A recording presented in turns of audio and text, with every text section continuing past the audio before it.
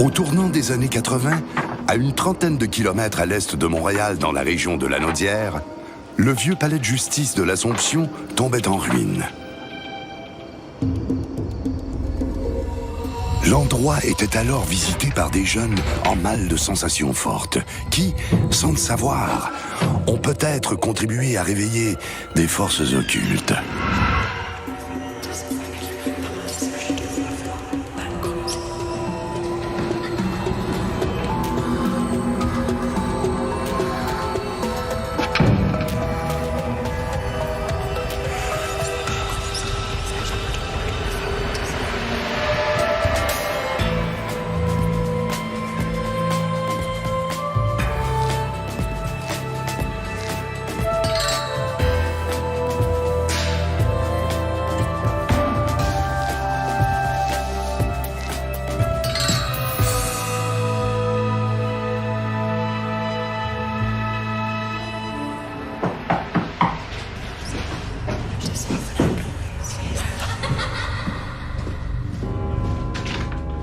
Le vieux palais de justice de l'Assomption, c'est un centre culturel qui a été bâti en 1811.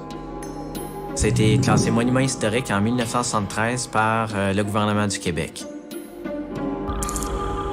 C'est un des lieux les plus recherchés des enquêteurs. Alors, avoir la chance de venir ici pour enquêter, c'est merveilleux. Et c'est presque garanti qu'on va vivre quelque chose quand on vient ici.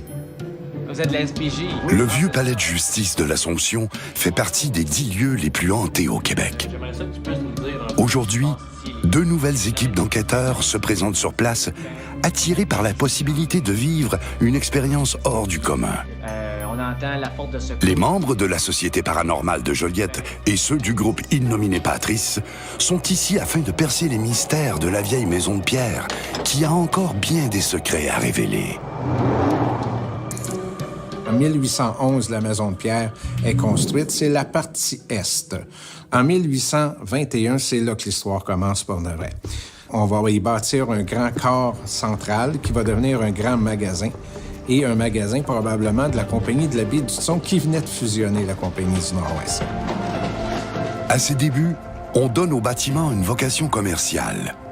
En 1842, la vocation de la bâtisse change complètement. À partir de 1842, le rez-de-chaussée de la partie est devient le bureau d'enregistrement du comté de l'Assomption. À ce bureau d'enregistrement, on ajoutera en 1849 une cour de justice qui aura juridiction sur toute la région. En avant du juge, il y avait le président. De chaque côté du C'était une cour de justice de niveau inférieur qui, pour vous expliquer un peu l'équivalent d'aujourd'hui, serait une cour des petites créances ou une cour municipale. Le vieux palais de justice de l'Assomption gardera sa vocation jusqu'en 1979. La bâtisse est alors abandonnée, laissée, selon la rumeur, aux mains des vandales et des adeptes de satanisme qui s'y retrouvent afin de célébrer différents rituels occultes. Le bâtiment était placardé. Il y avait des clôtures qui empêchaient l'accès en arrière, entre autres. Mais les jeunes réussissaient à s'infiltrer pareil dans le bâtiment. Nous nous rassemblons pour t'invoquer, ô grand Lucifer.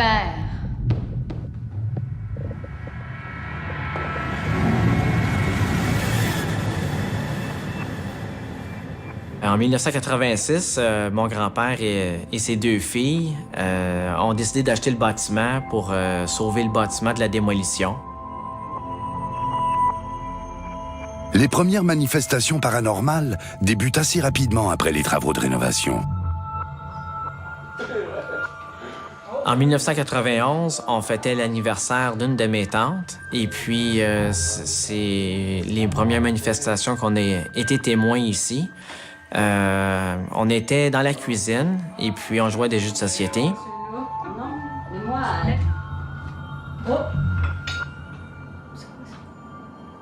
La première chose qui est arrivée, on entendait des sifflements dans le sous-sol.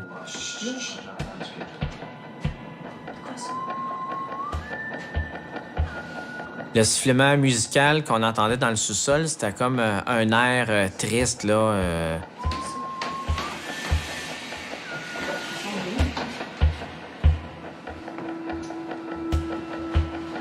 Ça ressemblait à un air de défaite militaire.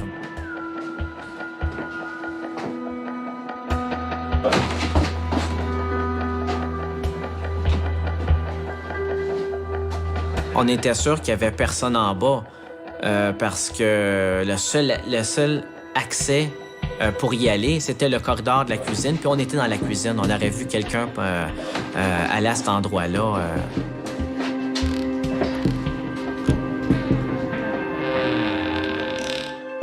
Quelques secondes plus tard, la porte qui est située dans le corridor à côté de la cuisine qui mène à la terrasse arrière s'est ouverte 2 fois en quelques secondes. On s'est dit c'est peut-être le vent, mais la 2e fois, on était sûr que c'était quelqu'un qui avait réussi à s'infiltrer dans le bâtiment. C'est pour ça qu'à ce moment-là, on s'est armé de couteaux puis on a vérifié les lieux pour voir si on était seul ou non. Depuis 1991, on a été témoin de pas mal de phénomènes étranges. J'en ai vu suffisamment pour mettre en question mes croyances, puis en me disant, ben oui, il y a des entités ici, là, ça existe. C'était un mardi, après-midi, vers 4 heures, et puis là, on est en train d'essuyer de la vaisselle. J'ouvre à demi le tiroir. 2 secondes plus tard, le tiroir est éjecté du meuble de cuisine, tombe à terre. En tombant, la poignée du tiroir a cassé. Qu'est-ce qui s'est passé? J'ai pas vu tomber ça. On a tellement eu de la misère à replacer le tiroir de cuisine à sa place qu'on s'est demandé comment il a fait pour sortir du meuble tout seul. Sur une période d'environ 10 ans, les manifestations paranormales se multiplient, particulièrement aux étages, là où se trouvent les chambres. Il y a 3 chambres actuellement au 2e et 3 chambres au 3e. Au 3e étage, ils entendent souvent quelqu'un marcher dans le grenier, puis ils entendent souvent aussi des billes rouler sur le plancher.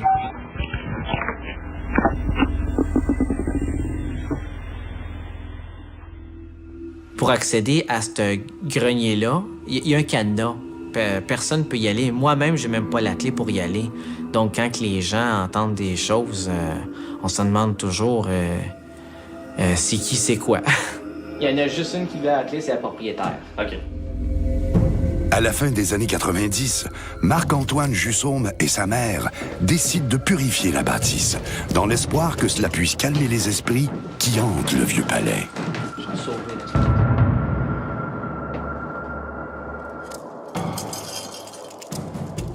Au nom de Dieu Tout-Puissant, que les mauvais esprits s'éloignent de moi et que les bons me servent de rang. On a fait venir une médium de Montréal. Malfaisant qui inspirait aux hommes de mauvaises pensées. Esprit fourbe et menteur qui les trompe.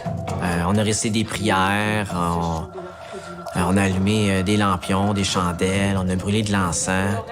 Puis les personnes, durant cette séance-là, ils ont senti des changements de température assez brusques. Il y a une de nos employées qui s'est sentie tellement mal à l'aise qu'elle a dû quitter la pièce. Elle s'est sentie suivie par tout ce qu'elle se déplaçait. Là, les médiums ont dû quitter cette chambre-là pour calmer la personne. Là. Il y a plusieurs façons de purifier un lieu ou une personne. Ça dépend toujours de la nature, en fait, de la manifestation. Et je te somme, par le Dieu vrai, par le Dieu saint, par le Dieu vivant, de quitter ces lieux pour ne plus jamais y revenir. La méthode qu'on privilégie, en fait, c'est une méthode classique. C'est celle qui consiste, en fait, à ouvrir un cercle, finalement, qui va permettre de capter énergétiquement les entités, de leur ouvrir un passage, de leur permettre, justement, de retourner vers la lumière, de fermer ce cercle-là, et puis de purifier l'endroit, finalement, en prenant soin aussi de bien fermer aux 4 points cardinaux du lieu, l'endroit pour que, finalement, aucune entité autre puisse passer dans ce milieu.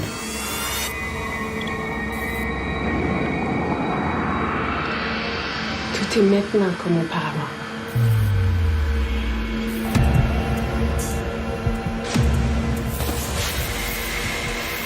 Finalement, la purification qu'on a faite, ça n'a pas été un grand succès. Ça a même amplifié les phénomènes un certain temps.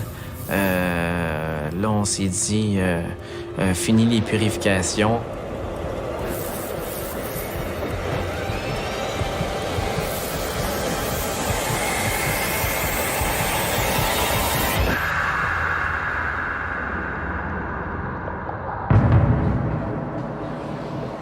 Bien qu'on ne compte plus les phénomènes paranormaux qui se déroulent au vieux palais de justice de l'Assomption, le mystère sur ce qui provoque ces manifestations reste entier.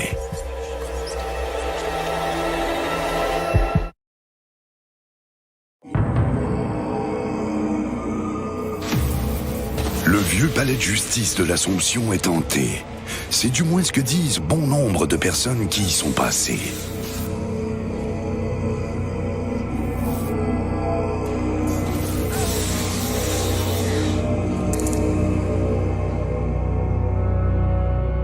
La chambre la plus populaire du gîte, c'est la fameuse chambre 7 où ce qui se passe beaucoup de phénomènes. Je sais qu'à la chambre 7, qui est la chambre en débit à moi, elle a déjà vécu des choses quand elle attendait des billes rouler dans le grenier. Mais ça a l'air que ça y prenait toute son énergie, parce que ça a l'air que ces entités-là, ils prennent l'énergie d'une personne. On a remarqué chez 2 de nos employés qui avaient déjà habité dans la chambre numéro 7 des changements de comportement assez brusques. Là. Ils étaient devenus colériques, puis ils ont quitté les lieux. Là. Ça a mal fini, disons. Quand j'ai fini mon secondaire, j'ai décidé de venir ici au Cégep de l'Assomption, puis j'avais besoin d'un endroit pour habiter. Avec le service de placement du Cégep, j'avais découvert qu'il y avait des chambres à louer ici, toutes meublées avec cuisine et tout ça. C'était parfait pour moi. Je partais avec mon petit bagage, puis j'avais juste à déménager ici et à m'installer. Donc, c'est pour cette raison-là que j'avais choisi de venir à l'Oasis du Vieux-Palais. Quand je suis déménagée ici, au début des années 2000, c'était le début des phénomènes qui se passaient ici. J'en avais jamais entendu parler.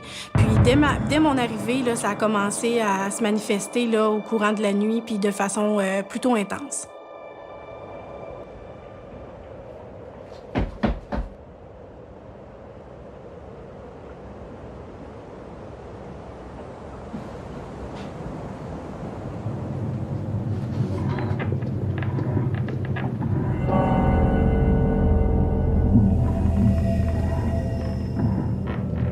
J'avais vraiment l'impression que c'était des pas d'enfants qui traînaient comme un canard de bois derrière lui avec des pattes de cuir là, qui frôlaient le plancher à chaque fois.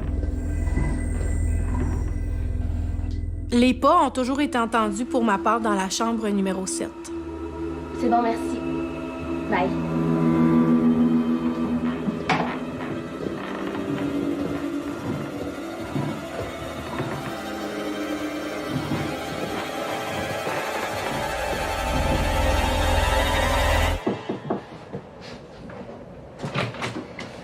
Il y avait dans la cuisine aussi où on sentait toujours, on avait toujours l'impression qu'il y avait quelqu'un. OK. Viens, tu veux-tu un verre de lait? OK.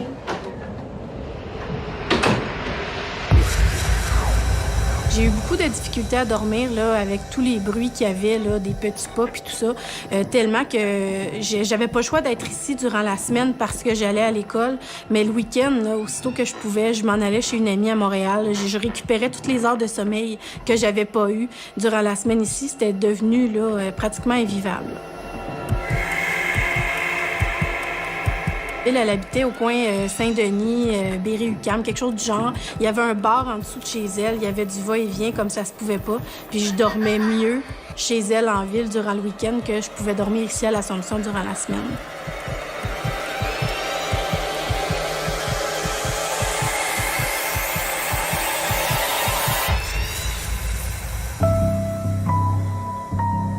J'avais peur parce qu'on se le cachera pas. J'avais 17 ans, je partais de chez mes parents. J'étais toute seule dans une ville que je connaissais pas. Puis j'entendais des bruits anormaux.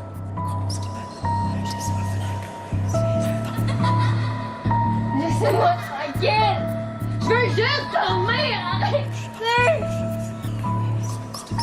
Des maux de ventre, frissons, puis tout ça. L'insomnie aussi, là, qui était pour beaucoup, là, qui était probablement relié à tout ce qu'on entendait ici. Là, c'était vraiment, vraiment pas agréable. Ma mère était un peu découragée de savoir que j'habitais dans un si bel endroit puis que j'étais pas capable d'y dormir ni d'y vivre. Elle s'était renseignée de son côté à savoir qu'est-ce qu'on pouvait faire. Puis elle m'avait procuré de l'huile de chanvre, si je me souviens bien. La personne lui avait recommandé d'en mettre sur poignée de porte, ampoule électrique, tout ce qui pouvait être touché ou qui dégageait de la chaleur, dans le but de faire fuir soit les bons ou les mauvais esprits. Il n'y avait pas de distinction à cet effet-là. Puis j'ai essayé ça, mais malheureusement, ça n'avait pas fonctionné.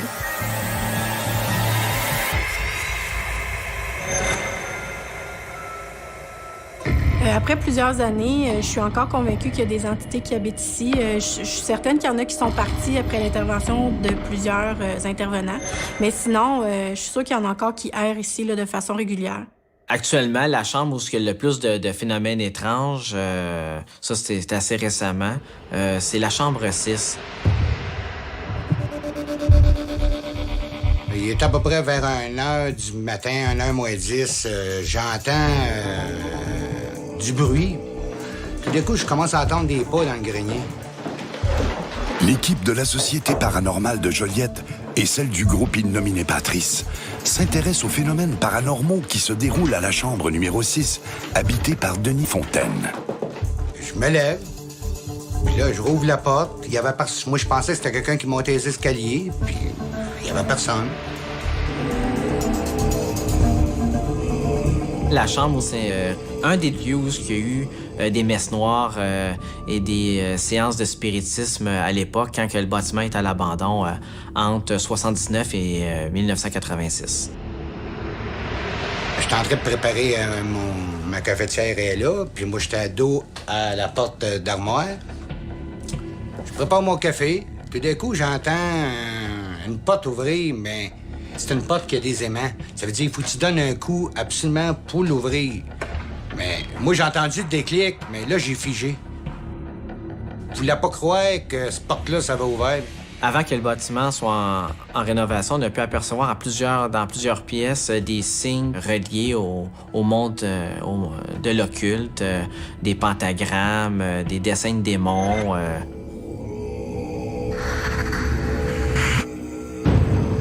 Une employée bénévole du Vieux Palais décide de mettre une enregistreuse dans une chambre afin de capter les manifestations d'entités qui pourraient s'y trouver.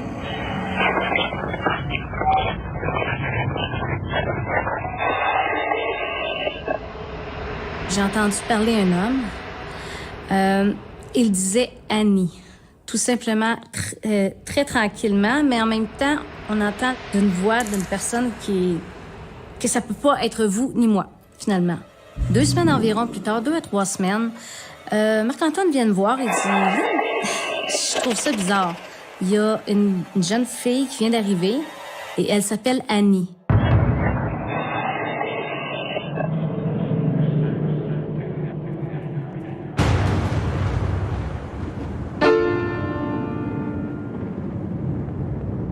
La rumeur circule rapidement, surtout lorsqu'il est question de fantômes. Le Vieux Palais de justice de l'Assomption finit par en faire les frais. Marc-Antoine Jussaume croit que le grenier de la partie Est pourrait avoir été le théâtre d'un drame déclencheur de ces phénomènes. Pendant la Première Guerre mondiale, on va cacher un conscrit dans le grenier du Vieux Palais. Et à l'époque, évidemment, c'est une partie du bâtiment qui est très rudimentaire.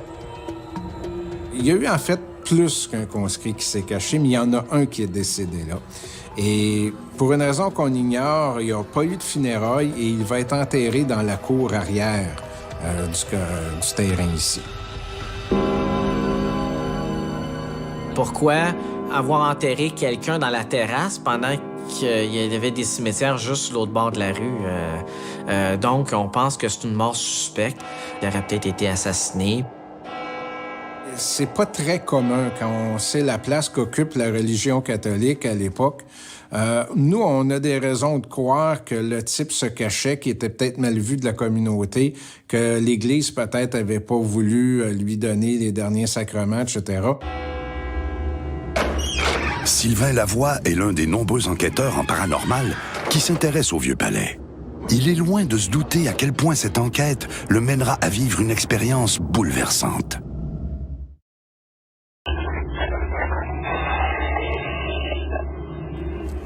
Pour faire suite aux nombreux témoignages sur les manifestations paranormales du Vieux-Palais de justice de l'Assomption, une équipe d'enquêteurs arrive sur les lieux afin de voir ce qui en est. En 2009, Sylvain Lavoie décide de fonder le BEP, le Bureau d'enquête en phénomènes paranormaux. Le projet vise à concrétiser un vieux rêve. En effet, l'homme est passionné par tout ce qui touche au paranormal depuis son enfance. Le BEP, on est rendu, si je me trompe pas loin d'une trentaine d'enquêtes de réaliser déjà. Et plus les années avancent, plus on a une demande. Nous, on fait à peu près maximum 2 enquêtes par mois. On aimerait en faire beaucoup plus que ça, mais une enquête, c'est 40 heures de travail à peu près. Dès la réception de l'appel, on va faire des recherches sur les lieux. On commence déjà notre travail. Ensuite de ça, il faut se présenter sur les lieux. On passe une nuit là. Après, il faut tout analyser le matériel. Sylvain Lavoie se rend sur place une première fois. Il est seul et veut simplement récolter un maximum d'informations sur les manifestations qui se déroulent au Vieux-Palais. J'étais comme un adolescent. J'étais fébrile, j'étais heureux, j'étais content. Je me disais, enfin, on s'en va quelque part où il y a des cas recensés. C'est vraiment reconnu qu'il y a des hantises qui sont là. Marc-Antoine, notre client, a commencé à me décrire les phénomènes qui arrivaient ici parce que je n'avais jamais vraiment entendu parler. Je savais que c'était hanté. Puis il a commencé à me parler de bruit de pas dans les escaliers, du piano qui jouait tout seul, le crucifix qui tombe à terre, des apparitions complètes, des apparitions partielles. C'était all dress, là, vraiment tout garni comme lieu. On pouvait pas rêver mieux. La première nuit, on a installé notre équipement vraiment, c'est dans le sous-sol. On avait entendu parler qu'il y avait un enfant qui serait décédé là de maladie pulmonaire, qui avait été mis en quarantaine et qu'un médium était déjà passé en disant qu'il sentait une énergie là. Alors, c'était un des endroits qu'on a enregistré. Ça va être ça, les gars. Je le sens. La première fois que le BEP est venu ici, on n'a pas ramassé aucune preuve vidéo ni audio, aucun PVE. On n'a pas beaucoup d'équipement. Par contre, ça a été une nuit d'expérience personnelle vraiment fantastique. Probablement que j'ai vécu ma plus belle expérience depuis que je fais ça ici au Vieux-Palais. J'avais 2 membres de mon équipe qui étaient ici au sous-sol, seuls. Moi, j'étais ailleurs dans la bâtisse. Et à un moment donné, je vais les visiter en bas, puis je dis, puis, comment que c'est ici? C'est tranquille. Puis ils m'ont dit, chut, assis-toi, Sylvain, assis-toi. Puis ils m'ont dit, on ne dit rien, regarde.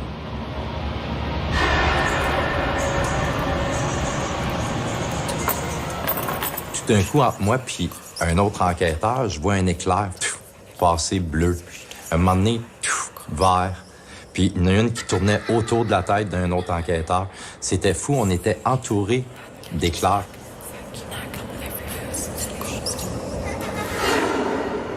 J'ai commencé à parler à l'entité en disant, écoute, tu peux t'approcher de nous autres, il n'y a pas de problème.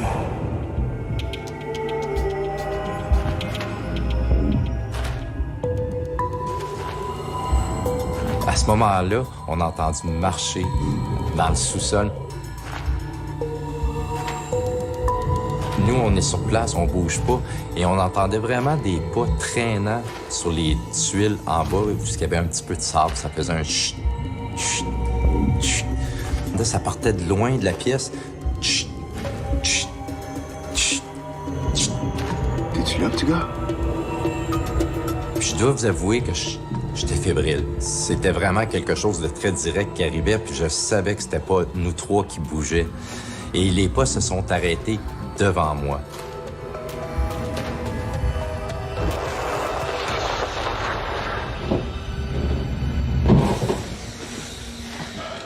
La première fois qu'elle a marché vers nous, il y a quelqu'un de très physique, un de mes enquêteurs en haut qui a marché sur le plancher. C'est très vieux, ça l'a craqué. Les pas ont arrêté. Et on essayait de reparler avec l'enfant. Il était plus là. Il a eu peur. Il s'est en allé. Il a fallu prendre 5 minutes pour lui reparler, lui redonner confiance, lui expliquer que c'était quelqu'un qui était avec nous dans la place, qui était pas en danger. Et là, pour la deuxième fois, on a entendu les pas se rapprocher vers nous. C'est à ce moment-là que j'ai juste mis ma main devant moi, puis je lui ai dit « Tu peux me toucher si tu le veux. » Tu vas approcher, petit gars.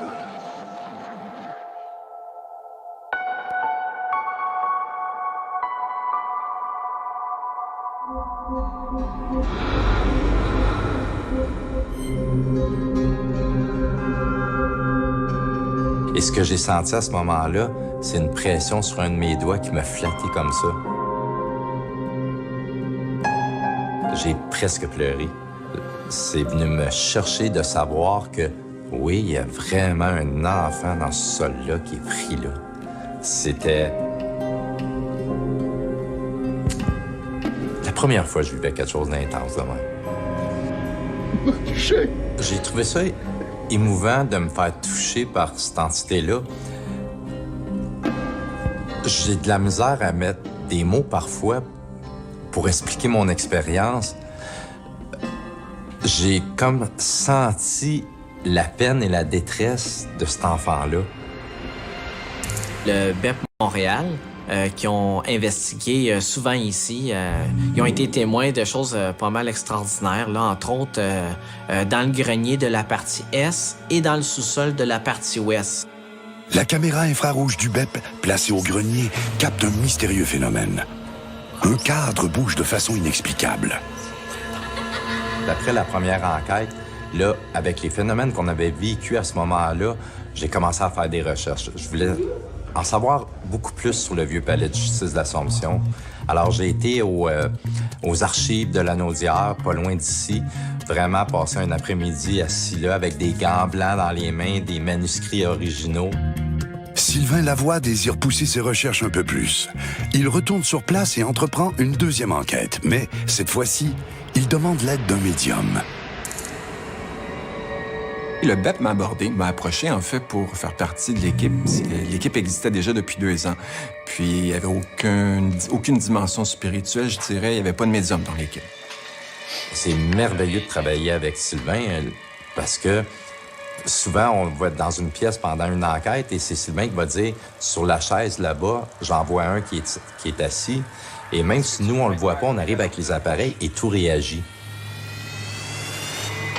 Cette deuxième visite au vieux palais de justice de l'Assomption permettra à l'équipe du BEP, le bureau d'enquête de phénomènes paranormaux, de vivre des moments encore plus fascinants.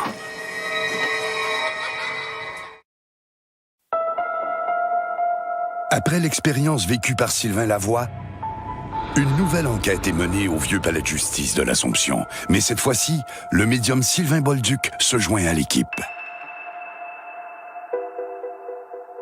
Au cours de leur deuxième visite au vieux palais de justice de l'Assomption, les enquêteurs du BEP se munissent d'un équipement plus sophistiqué. Écoute ma voix. Là, approche-toi tout doucement. Oui, t'as pas à avoir peur. On a fait le rez-de-chaussée ici. Je vous dirais que c'était plutôt calme. Il y avait plus ou moins de va-et-vient. C'est sur les étages supérieurs et au grenier que ça s'est manifesté davantage. J'ai pu rencontrer une dame et quand je lui ai demandé son nom, J'avais pas de nom, je captais pas de nom, je voyais juste la couleur rose. Puis je comprenais pas pourquoi ça répond pas par un nom. Et on me confirme qu'un des esprits du Vieux-Palais s'appelle Rosalie. La dame, quand elle s'est manifestée à moi, je la voyais se tenir le ventre, le bas du ventre. Dans ma tête, je voyais du sang. Ce qu'elle m'a fait comprendre, c'est qu'elle était décédée, probablement en accouchant ou peu après avoir accouché d'un enfant.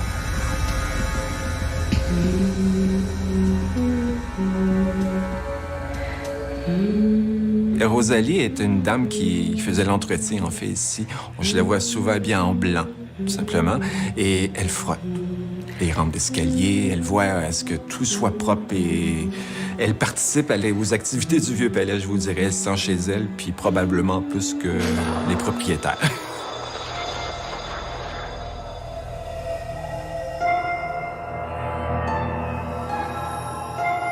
La première entité qui s'est manifestée à nous, en fait, ça s'est fait très rapidement. Je veux dire, on n'a même pas eu à faire quoi que ce soit d'appel ou de demande.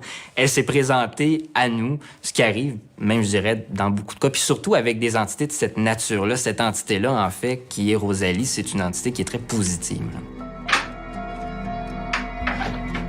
Quand on a commencé l'enquête, on est allé au grenier, puis on a entendu... J'ose espérer que c'est Rosalie qui a essayé de nous demander de l'aide, mais on a entendu clairement à l'oreille une voix féminine, un lamentement.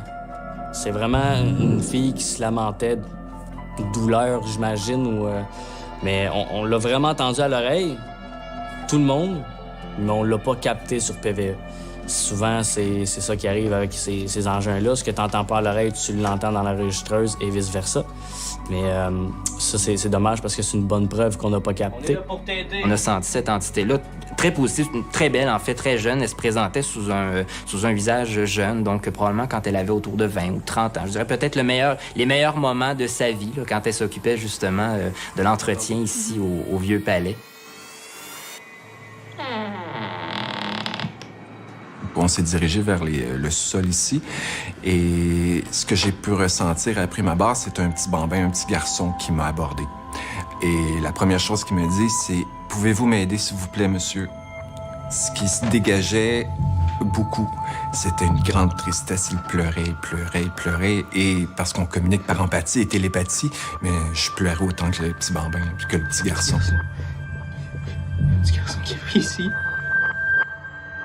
Je vais toujours me rappeler de la réaction. Il a fait « Ouf! » Il y a un enfant juste là devant nous autres. Veux pas, c'est venu me chercher parce que quelques mois avant, moi, je l'avais senti, il m'avait touché. Le petit garçon est décédé, en fait, dans le sous-sol. Ce qu'il m'a dit, c'est qu'il avait été mis en quarantaine pour une maladie qui date du début du siècle dernier.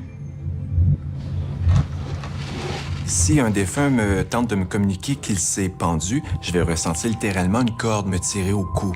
Quand j'ai compris, ça s'estompe, ça s'en va. Au niveau du petit garçon, c'est au niveau du pulmonaire. Je me sentais engorgé, j'avais de la misère à respirer. Je vous dirais qu'un peu comme si j'avais de l'eau sur les poumons. Juste toucher et puis elle va pouvoir s'allumer. On utilise souvent la lampe de poche pour communiquer avec les entités. On l'installe quelque part, on peut en mettre une rouge, une bleue à l'autre bout et demander à l'entité « Est-ce que tu peux m'allumer la rouge? Est-ce que tu peux m'allumer la bleue? » On lui fait faire ce qu'on veut quand il participe. Et l'enfant ici, dans le sous-sol du Vieux-Palais, adore tellement ces bâtons de lumière-là. On appelle ça de même avec lui. On est reculé dans les années 1800. Alors, c'est des bâtons de lumière. À la seconde qu'on y en sort un, il saute dessus. Il a vraiment du plaisir avec ça. Et on est capable de communiquer. Là, j'ai appelé le petit garçon. Ça prend toujours un certain temps. Ça se fait pas comme ça. Et là, la lampe de poche a allumé. Qu'on te demandait d'augmenter l'intensité, de diminuer, de la fermer, de l'allumer, allume l'autre. Pendant que l'enfant jouait avec la lampe de poche très loin à droite, je lui ai demandé « Est-ce que tu peux venir toucher l'un de nous? » Parce que moi, je l'avais vécu avec, puis je voulais faire partager ça à quelqu'un d'autre. À ce moment-là, la lampe de poche s'est éteinte. Il l'a lâchée. Et entre la lampe de poche et moi, j'ai toujours le codeur qui est là. Je vois le codeur s'allumer jusque dans le rouge. Le codeur est un instrument qui va détecter les champs magnétiques. L'entité peut faire varier les champs magnétiques. Lui, pour se manifester, il va les faire changer, les champs magnétiques. Devant moi, je sens vraiment une présence passer et s'installer à ma gauche, entre moi et l'autre enquêteur. Et à ce moment-là, il commençait à se faire toucher par l'entité. Fait que j'étais content, j'étais pas le seul à l'avoir connu. Et je vous avoue que l'autre enquêteur a versé des larmes, moi aussi. Ça vient vraiment chercher. Selon les dires de nombreux médiums qui ont enquêté au Vieux-Palais, l'endroit est peuplé d'âmes errantes. Mais les enquêteurs du BEP croient que d'autres entités, plus sombres, rôdent elles aussi. Les entités noires, en fait, ce qu'ils font, ils tiennent un peu en captivité, retiennent prisonniers certaines âmes errantes ici. Le petit garçon, il est pris en otage. Et même qu'il est tellement pris en otage qu'il peut même pas sortir du sous-sol. Moi, j'ai jamais vu le petit bambin ailleurs que dans le sous-sol. Ce qu'on sait du Vieux-Palais aussi, il a été abandonné pendant quelques années et il y a eu des rituels de magie noire qui ont été faits ici et très souvent. Et ces entités-là ont pris leur source lors de ces phénomènes-là, de ces expériences. Voyons. Ça vient de me tomber dessus, ça. Oui. Sérieux, j'y touchais même pas. Et ces entités-là, je les ai captées au grenier. C'est des êtres désincarnés qui vivent dans le bas astral, n'ont pas de nature humaine. On dit que l'âme d'une personne décédée peut soit s'élever vers la lumière, ou subir l'errance, c'est le bas astral. Les catholiques appellent cet endroit l'enfer. La première fois que je suis monté au grenier ici, j'ai dû prendre une pause de 5 minutes et m'asseoir dans les marches parce que mes jambes étaient comme des guenilles, tout simplement, littéralement. J'avais 3 entités noires qui me tournaient autour, qui m'empêchaient, qui voulaient pas que je monte.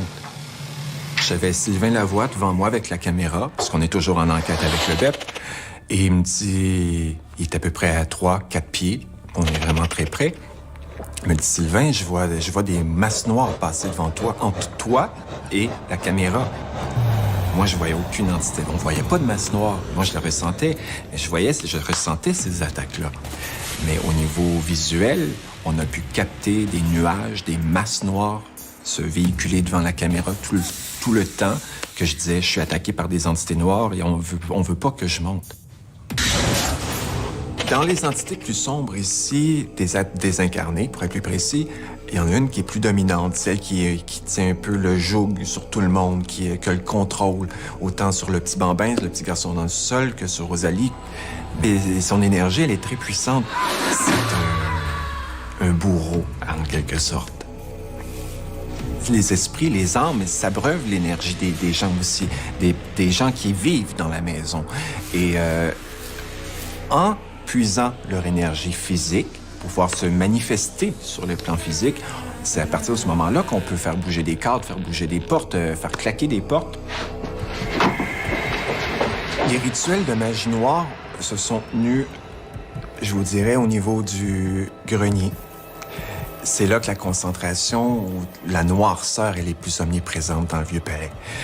Pour le commun des mortels, quand on rentre dans le Vieux-Palais, c'est majestueux, ça a une histoire, c'est beau.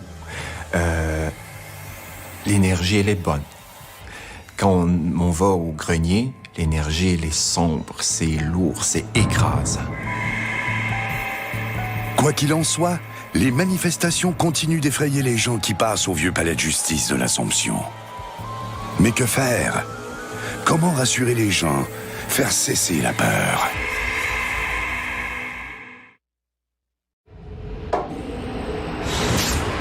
Les enquêteurs du BEP croient avoir trouvé une explication au mystérieux phénomène qui terrorise les gens au vieux palais de justice de l'Assomption. Sylvain Bolduc croit que ce sont les séances de Ouija, de spiritisme et de satanisme qui ont permis aux entités négatives de s'installer au vieux palais de l'Assomption. Il est étonnant de constater que ce que l'on associe à de simples jeux d'adolescents a un tel impact sur un lieu.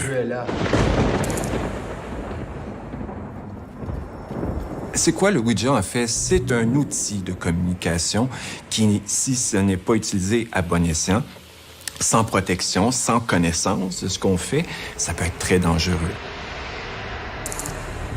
Il y a deux types de gens. Il y a ceux qui, finalement, savent absolument pas ce qu'ils font puis qui vont créer des problèmes, puis ceux qui savent très bien ce qu'ils font puis qui veulent créer des problèmes. Lorsqu'on fait une séance de Ouija, oui, on accueille des esprits, on peut faire venir des gens qu'on connaît, mais ensuite, qui nous dit qu'ils vont vraiment partir? Lucifer, nous t'invoquons pour que tu nous ouvres ton portail au grand Lucifer.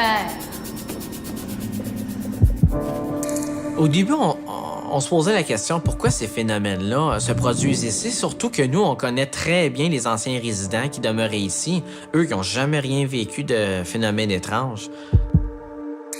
Comme historien, ce qui m'a intrigué dans ça, j'ai dit, je vais au moins aller voir auprès des anciens occupants vivants s'ils ont de quoi me dire.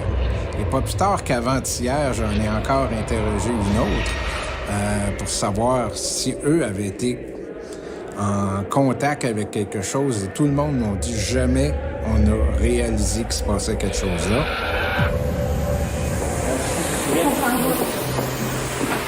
On va se rendre compte que des gens viennent à l'intérieur, des jeunes en général, faire des activités un peu de sciences occultes. On réalise qu'il y a des messes noires qui se font, des séances de Ouija. Nous, on pense aujourd'hui que les phénomènes qu'on connaît actuellement sont dus à ces sciences occultes-là. Ça rouvre des portes. Je sais que tu m'as parlé, en fait, de messes noires et tout ça. Moi, je sens beaucoup d'énergie, hein, comme une espèce d'accumulation d'énergie, une espèce d'égrégore, en fait. C'est que, tu sais, quand les gens pratiquent des rituels de magie noire, en fait, ou qui font des messes d'invocation envers des esprits inférieurs, ils doivent donner une partie de leur énergie, en fait, pour ça. Hein. L'énergie, elle vient pas d'en haut, elle vient d'eux-mêmes, en fait, pour qu'ils puissent s'alimenter en bas. Hein. C'est un peu comme une porte, une fenêtre qui s'installe dans un lieu physique, dans une maison, lorsqu'on pratique ou on travaille beaucoup avec les dimensions spirituelles, en faisant venir les esprits du spiritisme. Alors, lecture de l'Évangile selon Saint Jean. Au commencement était le Verbe, et le Verbe était tourné vers Dieu, et le Verbe était Dieu. Il était au commencement tourné vers Dieu. Tout fut par lui, et rien de ce qui fut. Je dirais que c'est pas du tout un addon, en fait, que les manifestations sont, en quelque sorte, géographiquement parlant, placées à la même hauteur que les chambres où il se passe le plus de choses. On a même une photo d'un vortex qui prouverait possiblement le fait que ça serait hanté. Selon les sciences occultes, le vortex se définit comme un tourbillon d'énergie servant de passage vers un autre monde. Le vortex qui a été créé ici a été engendré par des forces, je dirais, du mal, les forces plus obscures de la magie noire. Il peut y avoir eu littéralement ici des rituels de nature plus satanique, là, donc des consécrations de nature satanique. Et puis bon, de ce côté-là, c'est sûr que nous, on a senti, en tout cas, surtout dans un endroit du vieux palais qui est finalement le sous-sol, en fait, le sous-sol principal. C'est là finalement qu'on ressent ce genre d'énergie très, très négative. Là. Alors, on croit véritablement que si s'est développé quelque chose, c'est véritablement à partir de la période d'abandon, donc 1979, et pendant peut-être le début des travaux, vers le début des années 1990. L'intérêt pour le vieux palais de justice de l'Assomption ne se dément pas. À preuve, ces nombreuses organisations qui continuent de mener des enquêtes. Ça l'a frappé sur le sol. Je demande à tout le monde, est-ce que vous avez marché? Non, regarde, c'est pas personne. Je pense que les entités ici au Vieux-Palais vont se manifester tant que personne va intervenir, tant que personne ne raccompagnera pas ces âmes-là vers la lumière, tout simplement, et d'évincer les entités noires, de les renvoyer d'où ils viennent, tout simplement, du bas astral. Ouija, satanisme, entité. Difficile de dire ce qui cause les manifestations paranormales au vieux palais de justice de l'Assomption. Il reste cependant que les phénomènes continuent de se produire. C'est toujours le soir. La minute que je ferme mes lumières, c'est là que ça commence. Des fois, il y a des nuits, il y a rien. Il y a d'autres nuits, c'est infernal, là. On a déjà perdu des chambreurs, on a déjà perdu même des employés. Pour eux, c'était trop dur à gérer. Qu'est-ce qu'ils ont vu ou qu'est-ce qu'ils entendaient. Quand je vais faire mon lavage au sous-sol, ça me fait peur parce que je sens toujours qu'il y a une personne. Le vieux palais de justice de l'Assomption est un endroit unique à plus d'un titre. Le fait qu'il soit dirigé par des gens qui tiennent à garder l'esprit ouvert face aux mystérieux phénomènes qui se déroulent sur place n'est certainement pas étranger à l'engouement que l'endroit suscite. Je m'intéresse à ces phénomènes-là parce qu'on est témoin de choses vraiment étranges et extraordinaires.